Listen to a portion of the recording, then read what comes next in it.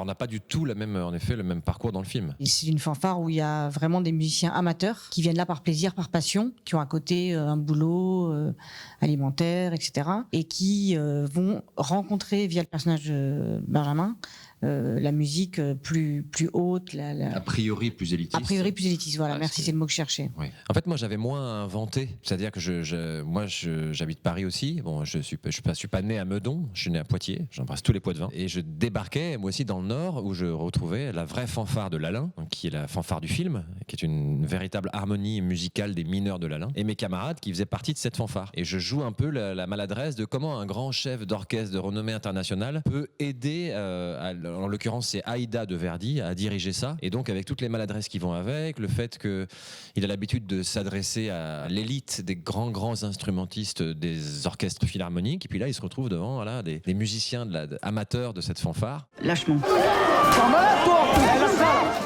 Mais vous n'avez pas un remplaçant ?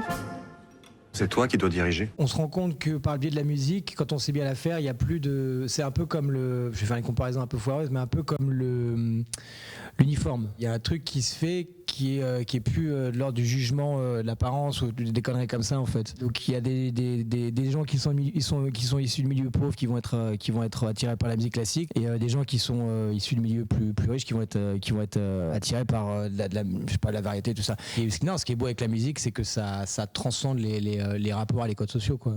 J'essaie de comprendre pourquoi moi je suis ici et lui là-bas alors qu'on aurait pu être réunis. Il y a le personnage de Benjamin qui va commencer en gros à être intrigué dans un second temps par son petit frère, parce qu'il voit qu'ils ont des points communs et qui sont liés à une sorte d'excellence aussi. C'est-à-dire que mon personnage Jimmy, qui n'a pas eu la même chance en gros que le personnage de Benjamin de Thibaut Desormeaux, il a l'oreille absolue aussi. Et donc du coup en fait ça parle dans celui-là ça parle de ça, déterminisme social, tout ça, quoi. Et que en gros avec la même chance ils sont pas partis, il y a une balle qui allait plus loin, quoi. Tu savais ce que j'ai pu y penser à ce garçon pendant des années. Si on vous avait confié à moi, je vous aurais gardé tous les deux. Mais en fait, là, il y a deux questions. La question de la carrière et la question juste d'aller au bout du talent qu'on a en soi. C'est-à-dire que chacun, on est dans des milieux sociaux différents. On vous met, lui, on le met chez Claudine, c'est ce qu'il dit dans le film. Et moi, on me met au piano à 3 ans. Et lui, on l'a mis chez Claudine. Alors que Claudine, c'est une femme super. Sauf qu'elle n'a pas pensé à le mettre au piano et à lui dire tous les jours, tu bosses ton piano, tu bosses ton piano. Alors peut-être que moi, justement, on m'a incité, je pense à Martina Hingis ou à qui qu'on a mis tout enfant au tennis, et cette exigence c'est juste de savoir les prédispositions et le talent qu'on a, et qu'en essayant de cultiver ce talent, ça peut nous rendre heureux.